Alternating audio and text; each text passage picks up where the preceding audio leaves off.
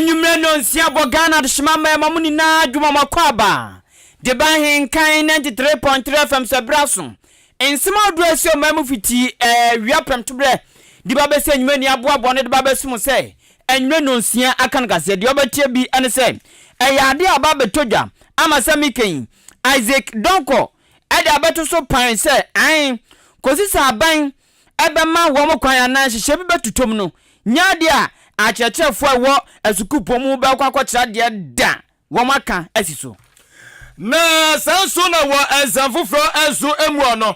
ane alankwadwo tematen ayo soafo na hwe fidie ni dwade enwuma so wakasa de atudwa se aban no bia enwuma pa na wabobo biso eno no mnyafo Alexander Kwasiakwa eya doye emamfra na sanso so na program no kase agala galamse no ayade se eya soma wododo wo Ghana anuma atwoma no biase yanhwe ne entu ase sanso ana alternative dispute resolution enso ayamra bia wonum na enamso ama court batan dia baba tuja se si ejina sa ADR no so ebetumi atugalamse yase na sadia program no kase wiase fa na nyina no abetodwa se ye ho a kire no opanyi bia kasa se enche ebeba na wiye edientia abusia wei anyabofra bi ne yesi adwa ede baba sum se nyume no nsia Ahenkan Kasiebo nyuma ko bia dawroma ena eboa so yasene ewosika famu Jubilee Hospital boa aso yasene South Beam Rural Bank enso boa so yasene nyame boa ehine mebosome ne da etoso aduonu wotwe Ahenkan FM ene Jubilee Hospital akabom ye be fefiu no fum ne ese kokram de ma ye be ne free ede amaw ene bebuo so eboa ma yesika na afi sanso ana Alaji Hankuri Enterprise so asoyen asini bie Pempoma Plaza Hotel enso etuamu bi pa Ochiman Development Association wanum so eboa ne ena Africa na no sa Ahenkan 93.3 FM so ne kasabdia arishima madu adwaton de bedan ya obenya so emfaso bebre bre sevatem no metra na mo obetu aso betimi ene ye ne afriase adi edwa me pato die chi o Facebook live ne YouTube search Ahenkan 93.3 FM Chirwadwen fa ho ena afi 0594 841044 your text message ena WhatsApp enumre yi Ahenkan fo beti enka ye me kwaku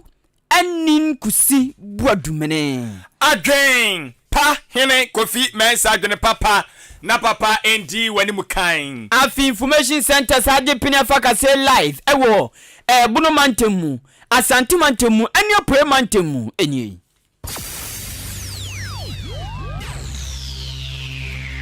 Ahenkan 93.3 FM Ahenkan Kasiebo yo bomua ya jibebia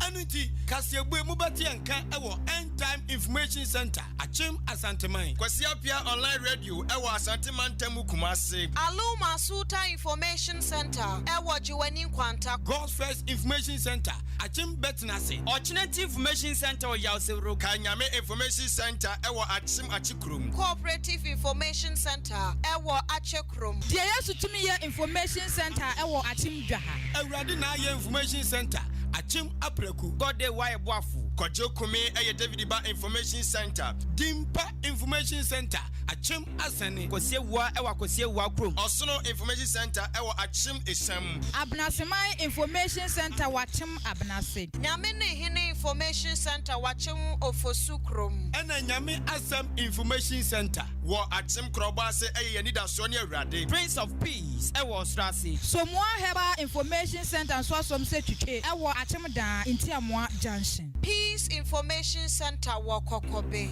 Eno sewa Information Center ewa achim anyina se Ko Sam Information Center wachim achiase Keka no krobo eye Adom Information Center Peace Infobiz Watakrasi Tokuya ebutu achim odumase Adwempa Information Center ojinanko Jama North Chidom Information Center ewo achim adubiase Bono Mantemu Abapa Information Center Goka Sumnyame Information Center eye Chirimenken Nyankuma ase eye Nanapia Information Center Dai Kingdom Come a police level Asioko Jama no Bono Mantemu eye Tuapa Information Center Ghana adishima me yada wase se wojebre na afi o me yade wonum so samba ede ema wonemo afi petakra na yi wasum ensem ni mu enchemu na mawre visa ene so presiding member about one ekwo so brem fifiri mansiri mu de no ekwo wie sai emu ama ne bo so obete chese asemo na de obete wasun na abusuafo ensam no ye hyasie na yesase na yekọ Asante Mantam pepam no kase de Ghana ma panyini His Excellency Nana Adodankwa Akufu Addo wo bon to Asante Mantam achese enya agrokra si abai se nsuta kwama bi poso se wakako piem ho no ma so amgusu kika no masia na nwumre ya achese enya agro na enu ada nano a mia mimpesua so enu opanyini akora ko pie ye atwuma enwabreja South Mansin no emu atwuma to ase awon okoye a chese wonum se no kohwemu pa de a ene magistrate court wonum atra ye kasia pa yesie a chese nya agro aloyafo ane atemuafo wonum atra ye ayesi Asante Mantam abusuafo siwani ense ka kire ene okọ Facebook Ahenkan 3.3 FM ye de bia ba begu wonum efe pa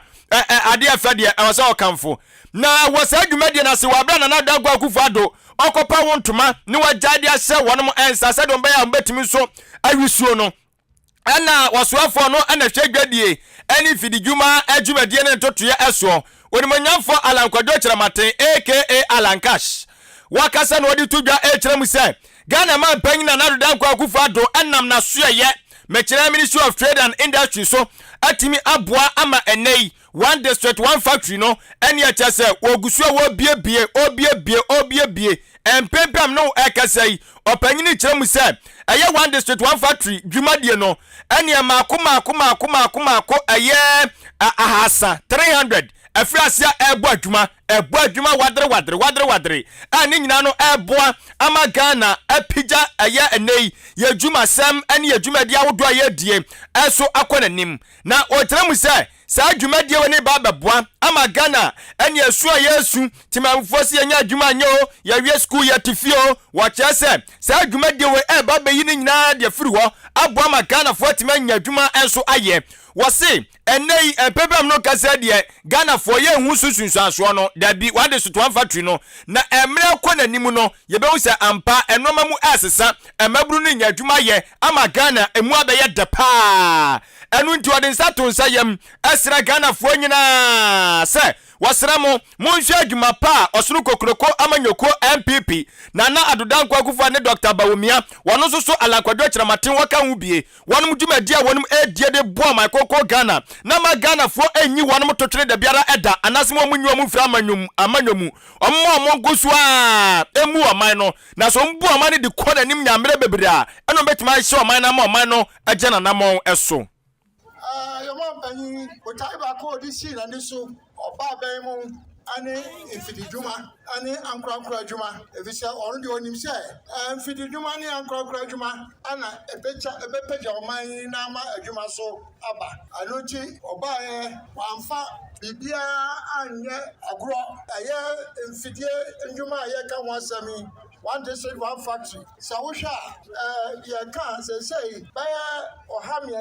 almost 300 factories ana Yebra, Adama, what saw businessmen are saying, Ama Yatimi, Adiatin team all over the country. The program is saying, a commander here, Yen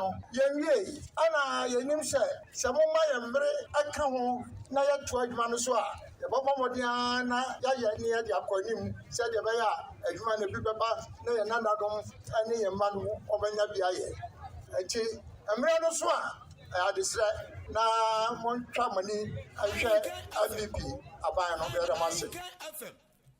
wei aya opanyini apempen yi Nana Adodankwa Akufo Addo amamuomo wode asoamo ana hwedwadie ni fidijuma eso mekyere Ministry for Trade and Industry wode asa ne nsa ayonimanyamfo alankwadwo kyerematen aka Alankash ana de shimama otenenka eno abusia wo ma yabo wo mudi so mo court batan na ko mo kodu mo dwuma se atembuafo no enam so ene ana kwamu bie se nko mo ko vetting na nke nko tototo wo ma no kakra nti ene ko so na enum na court batan wono mo nipa ba ko yabo ne din so nso ba ko di dwuma se otembuani ewo Supreme Court wono mo no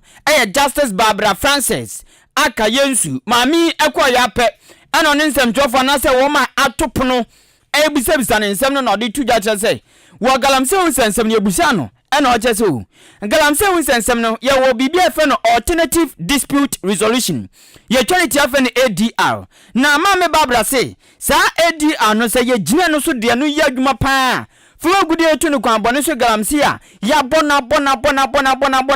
no ye betumi agina ADR no so e de dwuma tu ase akura de fro mai mu kra ma me di nsem woni na tu dwa ne e wo court ba tan dem me Supreme Court of Ghana e no di sansem woni na tu dwa se dem di nkankan no wa bra wo mto nsafre na no mo toto na no eno na o che se sa alternative dispute resolution no ezan se e ya mamna bia na sa de bia wonu ma ebua pa sefuma gudi etu no kwambone so ana bibia ekoso yensa so a entwa ye no wo mutumi gina no so enwoma wom ne akande wom ne tumi wom no ebetumi aboa pa me etu galamse na sinti o se si epanie pa pa si etu galamse ase a yengina ADR nso enu kwa betumi ai bibia. Honorable Chair, if I heard you are asking about the judicial attitude and therefore speaking as a judicial officer. We will determine if any case comes before us on the harmful nature of galamsey. We will look at the particular circumstances of each case and apply the law and make a determination. But as a proponent of ADR, I think that the exception of environmental matters in the ADR Act probably will have to be looked at again so that we can try applying ADR mechanisms in resolving. There will definitely be legal, as ADR will come in between the communities and the perpetrators if they are made to sit together and have a conversation. Woma yabo omudin so mon court batan Supreme Court engodi omuduma satembuafo no emu ba ko no enne womo etonsafre womo toto woma no enti okopempenfo nim no ayebusa ne nsensema odo bi fa galamse ne nwema odo bi no ono no yi ano ne nususu ode tudwa eno no Justice Barbara Francis aka yensu dinimo dupa abusuafo ya toa anwumra no si Ahenkan Kasiebo so akoyanim odi an so bedi achi wa be fontentan so Facebook live and share ni mukata samrani amede ema no okwa ani die no obu okwa so na wa like na utirimu pasam so de ato comment wo na afesu no wa share mafofra so atimi anya bi ahwe YouTube ma do mfisi ya demano so eya Ahenkan 93.3 FM modron ma subscribe na so beka abusuako no enwan www.ahenkanfmonline.com onya so betimi atia fon sema wo do ya tinti bia gwa kenka bi na entimi enso emwa na yakuya nim ewo eye ensafofro enso emwa ane ayade se pempam no ekasai galamse ya wote wansem yayi ane agusu ata aja yesini koso ane Ghana twetwodo ne ani ntira kukudamo bia de nanu atomu bia yenyina ya hwase betimi apɛ pharmacy bere nanamso abi ama esom awodo ho ma kokko ganam ya no mo wamso akomutira pamo enso asore waka esanse ade no obo ade da roma no de ensuo ne nsase dondom ye ne enti so obo ade no mai no mo so eye obo ade na msini wate atwaza ase isuoi bibibia be for mai ubia yakopɔ de na didi kira wone mo so mo tena se ye hwe han e ma ne se ya wa hwa da tia ko ba bia obo ade bebusa wone mo nti wo mo so awoso wone mo na eye wone mo president me kira president ade ma Full Gospel Business Men's Fellowship International Church aya Owura Emmanuel Baba Mahama wano ana twa ya no na eye esoma wododo so wa Ghana so kabom kwa wododo so bi wono ma opanyini odi mutintima pa wano ene samtrafo di achiamu ana wodi to samtrafo anim se wano de waka kira aban no se ekwalamse ko no empempem no kase de kabea ka small scale mining no e ka onfa tabronto so mamo bia kwan emane nkọ ya asase bia so se wakwa hwefo magudie se wona wode obefa kwan paso se bio so obefa kwan boni so munyina no ya mutu ya mbane ya bande na ose no betimi aboa ama ya nyantoboase asinkonya ato ade huomo amosefata omo de do koya nsase ne so omo enkotu fo magudie a wonom ense ya nsase no na wose de atoso biem so wonom eye ensole awodo ne asomsom awodo gan na hanum nyina no wamso fom wadwen kikom adwena bompa a omoso so beso omo ye oma from de boase de beya aban so betimi ama galamse ko no awie peye woto ne nkasa ye ne so biem edi tudwa ekirem ese se do maka no one ma ogidi yesu se omofa kwampa so no omoye galamsey no se bla bi aso na sa zisi adom se fata bonto so na mum se kobasa aban hwe omka tamu na omo se fata so omo se akodu omodwumadi a one munya hwe yesu omomfa eye se bi obronya ho enwe nkokọ dabi one we se eye babia ya dia hye won musa se wo muni foma gudie no ombedi ne kwampa so no ombawie so se ya dia ma wonum no ombedi so se akoba ne se betimi so aboa ama no matimi akonkan osafu panyina mananso watu eye esomsom awdo wa makoko gana mani nyina no empanyufo atuatua no so obi anya na fam de se kwasia daduru ne yakwa asore dem na yaje eye amen yakawie pa afedi di wanum so galamsey no no aka wasem kaka de ache sore ma no se sore ma ni bi so de omo agim se de be ye nyina no galamsey ko no ebe wie payo. We have taken notice that many groups or companies hide behind a legal license to wreak havoc to the environment. To that end, we call for an immediate ban on all forms of small-scale mining, whether licensed or not, until a workable and satisfactory roadmap has been established to ensure responsible mining in our country. We call on government to swiftly arrest and prosecute all those involved in galamsey activities in Ghana without fear or favor, to serve as a deterrent to others. Those who desire to be rich at the expense of future of our country should face the full rigors of the law. With immediate effect, we call on religious leaders to wear red armbands to show our deep concern for the destruction of our environment through galamsey. We call for the arrest and immediate prosecution of any chief who permits galamsey activities within their jurisdiction for any reason.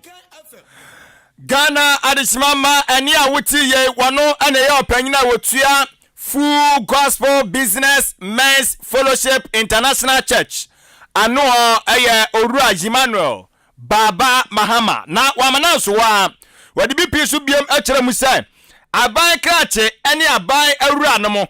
metre eye Metropolitan Municipal and District Chief Executive for no waso wa ka kire mo se muntie ne ye ensuosu awudu de mu mpesua eso yamamu fitisabre ya kopim eye June bosome ne de toso eye aduasa ewa fimpino ani aduonu miensa June 30th 2023 wakyese ensuosu biara de mu mpesua so ekoba se sabre wemu ayede amamu no yeba na ensuo nani daso eye poto te se tina ewose wusa abanka chekoro no ana aban wura akoro no ewose ye twewaso ewose ye mmoa du ko jama mrana no esa sabre wemu de ase ye no kora pass galamsey ne ya ye wo mpesua so a ewose nsuo nani etimi etie etu ateze no so ye kwan ba ko ambafa so a omawase galamsey no etu atwa wa mananso a wakyese watete se aya ahemfofo so ensa wo mu bi ai ena galamsey no ekoso na wonim se ampa aya ahemfofo so kan wo sensa ase na nkasa ne ye omodea etu akoto asra wonom pa so mo so enyere wonom so tamuden omfa hihye beboa ama eyetimamfo so fo mo nkofalfol ya galamsey ni mu no omfa nwu akwa so na entimemwa ne nyina yenko okon no na afe no eye abotre wo ho no yensa enka. We give an ultimatum to MMDCs in the country to ensure that water bodies that have been polluted because of illegal mining activities within their sphere of governance are cleaned by June 30th, 2023. The religious leaders in the country are ready to mobilize legal teams to go to court on this matter and have MMDCs who have allowed such menace in their jurisdictions to be removed from office. We have realized that galamsey is preventing the youth from going to school. We call on all well-meaning Ghanaians to immediately report any child of school-going age who is involved in galamsey activities in their communities to the appropriate authorities and also to their respective religious leaders. Adishmama ene awuti ye wano eye national president edema Full Gospel Business Men's Fellowship International Ghana Owura Emmanuel Baba Mahama ana adishmama wotene nkano ebusie nche bia na achechefo nkabomuko wo school powdrum meche abandie no Senior Staff Association of University of Ghana womo ba bonten say womo sitrem ne womo ade kirem no enkoye enu nti enuma wudo bi wonma wasa abade ma womo na sa aba mfa ma womo anya de womo bekira de nne atira de kina edimma ye na ehu de koso mamu papa womo call strike ma na nya semkuma e wo mamu ene na aban kan sem gu womo sum ene mo je penie a womo san ko school dem ko tira de na womo san ko mu bi mu Semike Senior Staff Association of Ghana University womo san ba bonten chairman de ma ekoyi owura Isaac Donko de atuja say womo ma aban no wo say enmeku awdro makoma nan aya chechefo nkabomku a ewo aban suku pon awdom no womo ni na kabom ma aban ni brikuma bi sa aban no anye womo apede no womo akade ama womo a womo ma ni brikuma bi womo betena fi nyade womo bekira de owura Isaac Donko kase no sa to ne nsensu cheche mu say ebiem enche bia ena womo yeso mu tu atina anase womo nkira de ena womo do wano be fa womo ho a be kan sama ena womo gituma womo koi na owura Isaac Donko kase no hye say enyuma kwa do makoma ne ya chechefo nkabom ku a womo ba betu atina a womo nkira de eye utag for gawa for SSA University of Ghana for ena fitewu Ghana womo ena akamboma wom de sadwuma sumwei eba ba ehye so na o se wo epubusu minum na wom ye san komo kekomo aban no bre wom akomase ama wom ye na wom chema asitrema aye den eno ne afa ngobu akosoro enwema do wom de tode ye wom kasa wodro afi asitremu e wo campus ankasa so bibia bo akosoro nti sa aban no ankeka no ho a wom be go strike. Yes, unfortunately, you don't want to get here, but we are now here. That wasn't the plan, but government is making it possible. And it's unfortunate that we are here finally. We've been in the media space for the past a month or 3 weeks now. Nursing home demand for our car maintenance allowance and off-campus allowance. The reason is that governments are taking unilateral decisions to slash our allowance, and we don't take this development lightly at all. It's unfortunate that we are here. It's also unfortunate that government is taking unilateral decision to slash our salary, and that is unfortunate. Our members to stay at home, workplaces until further notice, and that's the order as I'm talking to you now. The government did not give any reason. It just happened. They just issued a fiat in September. Those allowances to be slashed, and that's what they did. Their reason was that the money was paid in error, and not yet. You'll get back to them on Wednesday. Any amutie ya chairman ma Senior Staff Association of University of Ghana, owura Isaac Donko. Abusiafo nyumre no si Ahenkan Kasiebo ana wutie wa Ahenkan adi economy ensa atiri po me ensa kasabde tete eso na yegusu a omai mu nsem na yeba yankasa yampatamu na ubepiemu ewo achim odan abato empesua eso a enei yebekasa pomden nsam de o nyakopo adaroma ebekona ni papa esansam na sebedwani awo jina de hye no mo achim odan abato empesua so anam mo amla sebedwafie onimonyafo Alexander Kosiakwa nyankopon adaroma opanyini no aboa atoto ne nsase akeka ne nsase kakran yakra enam no ekasa de eye ebana pomdi ensem a enoma wodo edidi djuma ama pomdi djumadi akona nim CPC tane de wade dodo na ede akwa ene ayasabia wodo bi a ewo eye empesua eso na empesua isuo no eye ayasabia ni bi omusa ka bie eye esam ana afe eye Heldad Foundation afe eye Mauli chips compound wanum so ensa ka bi ana afe eye Nyankumasu chip compound wanum so ensa ka omde Jamaica chip compound so ensa eka wanum ede enti enedie atadwifo wa yane atedenne eye ayasabia makoma bese enum yi wanum sa aka nioma a ebeboa mom dwumadie no akonanim na noma na eye mrasebadwane de koye no ebi eye epistomi lamp ana afe eye gallipot ai enu bi ka ho ana afe so eye digital thermometer won de koye afe eye examination growth ene de hye yansane de ye eye enuoma no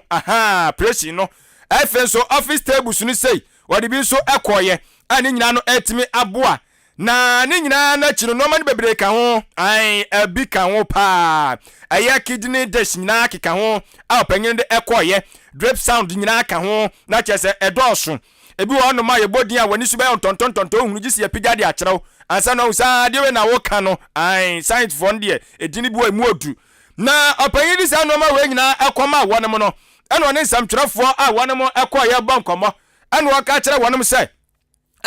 wo sɛ oyam na sebadwani die ɛyɛ na sɛdeɛ sɛ wo se wo hwɛ na wototo nneoma ama nneoma timi ekɔ nkan titiri pa ne apomdi ansamusan sɛ wo se sanipa no sabio so yare na wontimi enko baabia ɛyɛ sana na ne haw no sabio ɛyɛ na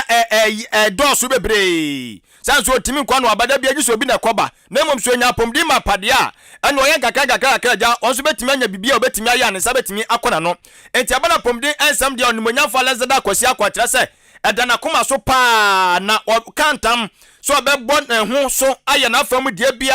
sɛdeɛ bɛyɛ a ɛyɛ ɔdane ne mpesua so ɛdeɛ apomdi nsam betimi afa ne toma pa enso afira Enema, Yedema, Ayasabia, Nkuma, I walk young potable. Yedim say, Yen, Yetivinia lawyer fair, a total because more than Yadia, bet me about Casimusa, and Untina, a buying a wasa, and Kitten away, and Pesuaso Woodwalk, and Untino Sanyama, a year, Omono, Aduna, and there, a warway, and that's a forno about 2 days, and Niama, woman here, no, and Niama, a babwa, na ama, Obajumedia, woman, diano, a CP, Nesita, a war or more facilities at Woodwalk. It's a net, let me at this. You may buy ya, your best almost Macada say, and yet they try to win ye, and yet pay me and check your best for a full so if I am what you say, but the being here will be an the back of my warm once the health committee war. Now, my better margin is 600 million now, so the better nothing yet to be at the Acomwa. A Pomodini idea here, a Pomodini idea who won't pass or any Pomodini idea in Ano, a Yapa. It is a year Jibri, Nayabo, Pomodino, who they rule, Yajibri, Naya says, Sika, Eddie Abuaya, Pomodina. Adishimama ane awuti ye ayam la sebadwani ade ma de sia no ma wanamo ewo achim odaba to mpesua so onimanyamfo Alexander Akwasi Akwa na wamananso wa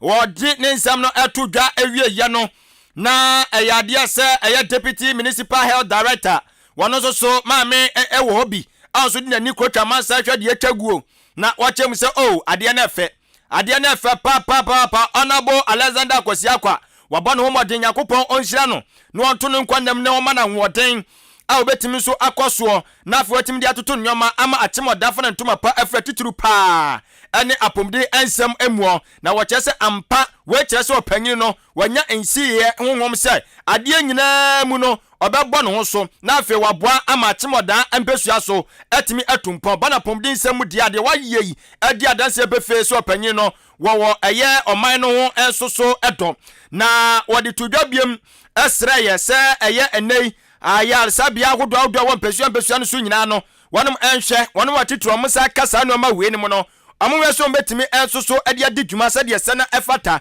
na mmom no omonhwe nneoma no so eye pa na masa ebia da kuru bi omo hono ma na mra sebadwani so me ba besra eye mauli chip compound afọ wa kopie mu no na nneoma wode eba ye no weda ha we ehu fi we hu awe na ache ose koba ne saade na tesentwaye ebe ha adwene pa to omo so betimi abo nneoma no ban na afom de adi dwuma dia esombo na etimi aboa eye madam Grace Dankwa enso nsem no enie who say a woman in your long emre any Mr. Baden echo rounds and I'm share a near my here and facilities then to a nice wakeka a near my boom no when ya bibi eka cra or the baba elsum ye no de amaya that's say ye ka say ye da na say when ya emre now no aka say 229 na wakwa facilities no na ono wakwa hwe a near my here wo mo enti na ene yehu adefefa eti say no na te say de wo nwuma enwumemu na da bia ye kan Oliver Twist will always ask for more. Until the yen no ebe sign akoso abone dem kokoko da bia no assign abaye enwa enso da bia ti ebe che yen eniema say ya ekoma yen facility nurses no eno oma be handle no say ya develop maintenance culture eniema no ebe sai enyumanimu eyia enti me pamocho mesre masati su bi mesre o ma yen hu say ye disika ne ye de to eniema no Adisimama wei eye opanyini kwankyerefo abedekira wo eye bremu finfini mansini mu no ebana pomde ensem a otua ɛyɛ ano Madam Grace Dankwa ana de shimama otene nka eno yɛda so agya na wɔnneɔma ɛkɔ so yɛ no ne yɛ onumnyafo Alexander Kasiebo akyem dam na hyɛbgyani ɛyɛ wɔ ne kurodua mu akyem ɔdan so ɛnum ane ɛda so gyina ɔkɔkyekyɛ mfidi nnwuma anaasɛ mfidi awodɔ ma ayasabi awodɔ akyi no ɛna owie na ɔtena sidi na ɔse dabi okɔ ayasabi pa kɔteno no mu din bɛyɛ birikuma bi a ɛnneɔma bɛfo ani so titi no wɔn ma ɛwo no obu on ma nipa dodo na ɛwo a wɔn ma no wɔn ni ahoɔden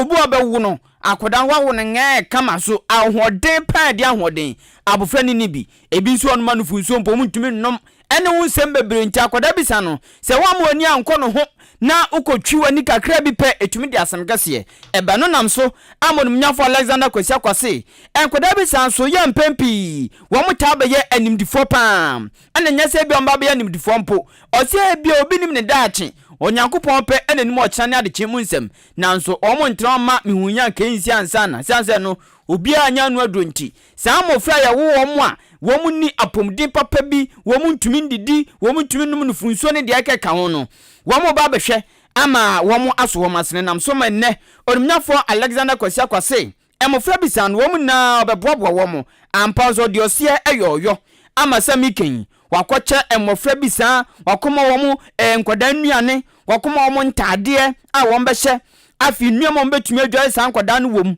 ɛne nnuama do bi asabio sɛ wɔn gu nsuo gu wɔn ho a anaasɛ wɔn gye wɔn nan wɔn de bɛpepaapa ɛsiesie wɔn ho ɛnyɛ no nko afi feeding bottles nso ɔma wɔn mu bi pa nnuama ne deɛ ɛdɔso na ɛnyɛ no nko onumnyafo Alexander Kasiebo akyem dam na hyɛbgyani san de to so sɛ saa mofra wɔ nyinaa no so obiara ho dodo no ana obiara ho fa na sɛ ɔkɔ community hospital nko a okɔ Jubilee ho nka ho okɔ government hospital nka ho okɔ divine ho nka ho sɛ ɔkɔ community hospital nko a dia ɔno ankasa ɛbɛfa ho ka ɛno nso kyerɛ mu sɛ mofra bi a wo mo asabe omumuduro no ɛwɔ fam na akɔyɛ de oboni bɛka malnourished aya hwere a ɛbɛha ɔmapɔmudin nsɛm no na ɛwɔ sɛ ɛkama koma na mefa to me ho sɛ ɛdeɛ ne ɛbɛhia na saa afo yi ɛbɛtumi ɛnyini ɛwɔ pɛmpɛso a yɛhwehwɛ no so na afei wɔn nso ɛtumi abɛyɛ nipa kan abɛka yɛ wɔn sase yɛre a sɛnea wɔn tie bia no wɔn ɛwɔ hyɛbrɛ bie nim ɔbrempɔn ahyɛseɛ deɛ a ɛnna na yɛn no mu asabe nyame apagya yɛdu pɛmpɛso a yɛnso tumi yɛ bi ɛde ma afoforɔ no yɛde ni bɛkyɛ social welfare ho bɛfa bu wɔ hɔ no mu a yɛnhyɛ da wɔn mma ebusuanko wɔn mma ɔman mu nyinaa ka yɛn ho bom na yɛapagya saa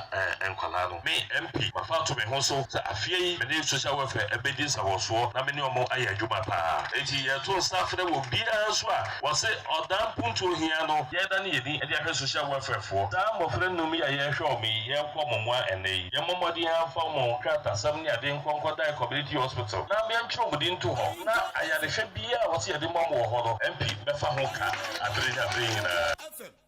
ɛni amuti yei ɛyɛ akyem dam na hyɛbgyani onumnyafo Alexander Kasiebo akɔ akyem dan zongo fo ne deɛ ya mpempe ɔmo bɔm se Alhaji Sanda nene ɛna muti ene ɔyɛ awade emu ba konso ɛno no na anu akyi ɛna opanyina ogina empenifo nyinaa ne awofo wɔn awo wɔn mani ahode nyinaa na mu ɛgye saa kyɛde soronko onumnyafo Alexander Kasiebo ɛde so saa mofra yi asen ɛyɛ community development officer ɛma Brim Central Municipal Assembly Social Welfare owura Ernest Opare ɛgyina wɔn nyinaa na mu da onumnyafo Alexander Kasiebo ase papa ɛda nase sɛ wa ya ade pa so adwene mofra we hu sansa ade ya pa sa akoda bɛwo akoda onim bɔne onim hwee na yade enti ana bibia na wofo anya mfa nhwɛ na manyina nya hode enti na watɔ nanan mo nse do ɛbɛ ya pa ebia meken abofra ko be DC ɔbɛ MC ɔbɛ MPT so no ankasa nanso wahwɛ aboa ma we nina ɔso o masene dia onyankopɔn enhyira no ɔno so kasa sei beka say ene ye nije da ampa enye da ema social welfare and community development staff honorable member of parliament ebesra yen na obisa yen emmoa obetumi di aboa na ye boss category of children and our BBC anka say yenya mmoa ma ombetumi enyi abaye ni petitru but ye ka ye honorable member of parliament eba yen ho Thursday adiachi ya osi ohia list the supply list no man na osi enne edey or your presentation about on behalf of the beneficiaries honorable nya mekane say yedo wase papa will be an assembly, no, we saw my saying, Nampo programs are, amas, the vulnerable, the marginalized, echo,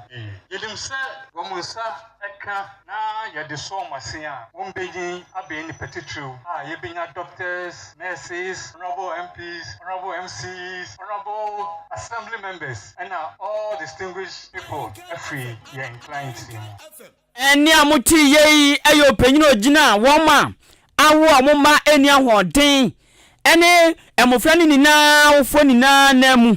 eje achede sunko na bo Alexander Kosia kwade che wom no ona eje woma namje oye community development officer Emma Brim Central Municipal Assembly Social Welfare Owura Ernest Opare na mayenda eye Ochima Development Association for wanum ase na eno eye ekua na abepiem Achimma mu ha wo mutiri mu po na wo mususu nyina ne se wo behwe no maboa ma Ochiman enso afa ne ntuma pa enso afira na Ochima befa ne ntuma pa afira na gina me ne wo yan yasoso yan boaboa ene agina sidi a besie ne anamo ebetuo so eno nti onom atia se yan nyina yanke ahumbomu osomosom eno ani nipa obi anya na afam de ne yemo ama Ochiman enso entu eye empon eno nti se obeso do bedon kuoi na afi butaye omo ade ato ho so mbese da ye bosumi bia mo hwe no mtwa eye Ghana series no 10 series no mo de ebo mputu nyuma no obeso do hu hyema bra Ahenkan na di 3.3 FM fidiom yanom ewo eye Achem aboabo oduru eye main station wonom na obuse obi abekire oba na wabetua 10 series bosumi bia so ka se ode beba na atimi aboa keka boa no a ye betimi ade aye no ma bebre ama eye Ochiman enso atimi afa ne ntoma pa enso ede afira a chese enya agro na eno achi Bempoma Plaza Hotel enso sese menka ncho se ene so ye wo na afi no bepiem Achimma mu a ye mo akwaba ya hanu de baby ba akopɛ ne anim a wokɔdwodwo ho a ɛbɛboa wo wan ba bo asem betimi asibrane na afi so wan kasa environment no obe enjoy eno ano Bempoma Plaza Hotel me pacho sanso na wo oye odane ni mpesua soa no babia so a se wo pɛ babia dan ho kakra wo pɛ babia dikyem frama ne nyina no eye Bempoma Plaza Hotel ana wo se odi wani ekire na obepiem ya so atum se yes environment no eye kama pa dan adu bewuram se kwana kwaje wa ho me kwadwodwo ho wo mu no wanka se awura dan ni mu a enyo bi na beka kire wanka utirima awura be fi ofie kwan na eno so echi no me pacho aduane a wose wudie de wose wonnom adokodoko de ni nyina no ebi o ya so ye won maduane a wo pɛ ene ma wakonya ma so wutimi edie etimi wakonya mo ankasa akora ono ade wo pɛ se won pɛ ne sanso a ye won be no ade ama wo na atimi enso aboa wo ye pa won ba bosem de bedika di wadanse de akyerew ya so ye wo enim dum so enim dum siesie enim na na disco da bi kane jara na mo so pene 24/7 na ya kyere kwanya yira kwan eye Achim oda MTTD kwantempo no eso eye the Church of Pentecost asafo no ye ne no ena di animhwe the Church of Pentecost no ye ne no ena di animhwe ewo eye Achim oda nkwantanum wadaruma ni die no obuo kwan so frɛ ewo ahomabofo esu ai 0249 855 396 0249 855 396 ana 0243 118 500 0243 118 500 eno eye Bempoma Plaza Hotel na Alhaji Hankuri Enterprise so da rumenti and provisions no ne boafo pa busuafo eye emo na wo pa mo papa emo a wankasa wo no ano no wa mimpo da sanse ne pampa ne bofo so atum say yes emo nie sanso we nya tujimi ne bia da bi we eye mo atum say yes sanso na milo no oba ya so ya betimi anya Ghana koko no de aye no sanso so na enya Ghana koko a eye Africos koko China for de no mo ye no eye suatra mo bo mo nim hweye om de na nya de tese ye de no enti milo no so ne nya no eye Alhaji Hankuri Enterprise and was okwajo de me pato asikyire no anase sugar no ne nyina no ba ya so ya ye ton bi so bolotin so ya ngonwa dwuma bo ma ni peduansi pine ne nya ba ya so ya benya bi ato solution tape and afen so no eye oil na ye de no anoa eye enuane no de ye stew ni ade no oil bo de stew a me pacho ntimi ntibi kura to tetema so da bi emwa eno ye eno mwa pomden no etibra Alhaji Hankuri Enterprise wo na bejo de no ma bebre na na ye ton books ni ho aka de bebre me pacho school mo fra mo ko school to aso no mo nyina mo nko Alhaji Hankuri Enterprise na mo ko gemo de na entimi emwa mo ye chiri kwan no anya yira kwan ye share Opportunity Bank and South Brame Rural Bank no ye se wono mo emfimfini e wa chim odan Opportunity Bank and South Brame Rural Bank no ye se wono mo emfimfini bra na bejo de ene de no obuo kwa so frɛ ye ne wa homabofo esuai na ye ne won twetwe nkomo XP sita nkomo no ya nkase ye de no ma ne beto a wo fie 0245447138 0245447138 Ahenkan 93.3 FM ne kasavidi abudeshimama ene enwumre me kanfo edama so wadaroma fajaton de no efa bedan ye ni na entimi emwa ye de beto frem ye be hu dede ani amafo betu aguso pa djumadie bia djumakuo bia wabie bia se ya pomden djumakuo ana se ye dan djumakuo bia wabie bia no fa bedan kan 93.3 FM se wo pe nipa ama won ma be ye djuma ho ana se wo pe nkrofo ama mo so abegye tije ni nyina no wo de dan kan 93.3 FM me pa djumadie bia so a udie a wo hia dom na de aye ebi ne ayiyo ene abedintuo apontuo ni nyina no me pato Ahenkan 3.3 FM afahye ni nyina akeka ho fada Ahenkan 3.3 FM be fre dom no amadom aba abuso enso e de ama frempanyu 0244 29 0093 0244 29 0093 frempanyu for no emon komo abusia ne mpanifo gbo nkomo no ka hye ne so se ebebo nso adwumadi Ahenkan FM ya hyehye dia beboa papa meme ndabia nyume no so go se nyume no otwetie bi obeso ba radio so na so bebu be jen life di yan so be frɛ 0593 649595 0593 649595 ana Ahenkan FM na be registration nyame boa ehine me bosum ne de to so aduonu 28 October Ahenkan FM ene Jubilee Hospital akambum ye be free breast cancer screening and awareness no ye be bonde ro ne ya mfifimu ni bia ma onti oyo oba na on check o dia oba e be check ni free ama e be koso e wa Ahenkan FM yanim ya e wa chim aboabo ye say ye mbonu fo ho ban na nu fo ho hia papa Jubilee Hospital enne ye no mbe ye kasubomi ye shada pa na ni Jubilee Hospital for instance say ohwe wo mdwuma die mfidi o mo wo animdifra guo no mo a nurse wo mo e wo soro pa nti ye ne o ma kan bo me ne o mbedi sa adwumadie wi na o mo se menka ncho se e bia o yade a bra ho o pese o twa scan laboratory test bia fa bra ho oba wo fa fu bra ne enhwe kozi se obewo akwanhye bia se ne anya pe bi agini pa nkwa bra Jubilee Hospital e video ho no mo scan bia pese o twa no ye betwa ma eye clinic wo nti yade bia etiti wani no won behwe atuase dia ma wo esichiade ene mojabroso uni problem canteen e wo Jubilee Hospital me patch insurance nso eye adwuma achim dan ene achim aboabo kwantempo nso ye fra baby amantra ensam so nso ana amantra bridge e hono mo 575799 0244 575799 ana 0241 784 645 0241 784-645 na South Brame Rural Bank Limited ayes kakra bia ba ko a gina ne naso pa Rural Banks no wo mu demufo a wo mo se me kan cho so mbe ye annual general meeting AGM ti wo mo to nsa fra nipa bia se wo save wo South Brame Rural Bank o se wo save wo ho pomodian bra enhyemu na afa wo Ghana card kan wo bra bibi soronko abekoso we ene wo mu meet I don't go Rural Bank. Ebi na mayo ano. Ti Akim ene presiding member bato. We come on my friend adwen. We come me o ma to ba nan. Employ 9. Fourth time ni. Enane da to so 9. Sen komo to ba yi presiding member wo achim da meche Brim Central Municipal Assembly. Nanso enenso di atia ne say still go manya presiding member. Akim ne ko no ma kwa ba. Meje uso. Kasa dente se bema ana osro microphone akima kwa ba meje usu o mini bema mo ebeye awian mu ne nya ne kyese wo mbeto aba wo mu hia we fourth time na o mato ba yi presiding members no na woni esoma ma akoye ɛde si femu ama ne bo atifo ene in fact enedie dwumadie ne die enye easy inyina enim dada say 4th October ana assembly members nyina ko hia wo Brim Central assembly hall yes o mokoto aba presiding member ekoduru say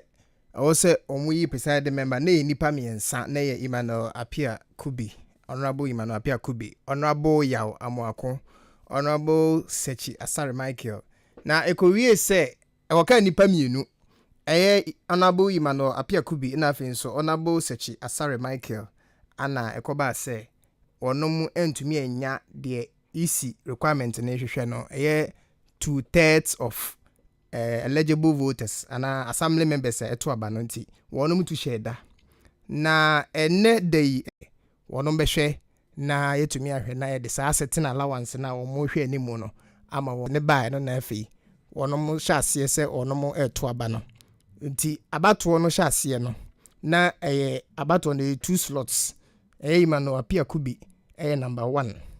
ana Honorable Sechi Asare na ni nyina ko na wiye no ye kan aba no na Emmanuel Apia Kubi enya 14 ana afin so Sechi Asare Michael enso enya 14 na say 28 honorable members ene to aba no nti die ekowie mu no na say presiding member no wo mantumi and decide enenso pai ba ko no ba ku bi ti ba ko third one ye ba ko enya 14 ba ko nya 10 ana die twam recently ano die twam recently no ya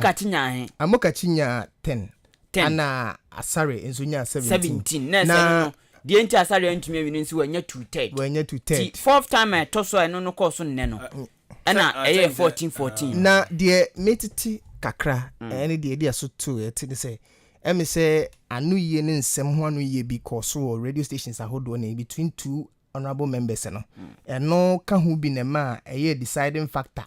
edema saa nsunsuanso a ene yehu no ene yi na che se eno ne ma emukoche ye 50% we nya 50 ana say 1/2 a entumi ama nsunsuanso a na ye hwe ni mu se bika kodi ba akofa na nka ye tumi yi presiding member no entumi ama so enti see no EC declaration no de ekosi ni say EC declaration wo de aba ne say yabo wono mienu nyina standard na atoagu enti say wono mo betumi agina na say on betumi asansi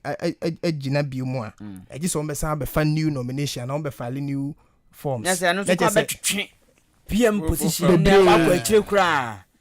enti esa akoye abusia ene amania ya manu boni kwabna kimu bo ne ye presiding member for aba to e course nne ene ne dai to so makoma ko nan ya o mahia nke so mo to aba e presiding member and fourth it's the first time na nipa ba akopɛ contest ye no ana wanya ana second time no be ye 3 no mo to ya ba akode ye se ni vote no de ba bi onya ye no one de wa men ho kora eno ne third one ya o de o kan ne third one ya yi ene third one ya na ba ko bi kan ho a Honorable bibi but on go to nya ne sa Honorable ya wa mo akọ no ye third one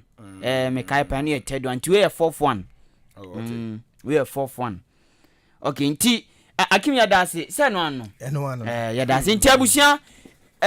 de kwase nan se nan so wo mkoto wo nkohia so mo to aba wo mefin kran bai wo mefin ho ye adwuma assembly members so mu na abehia no enan so ede to so 9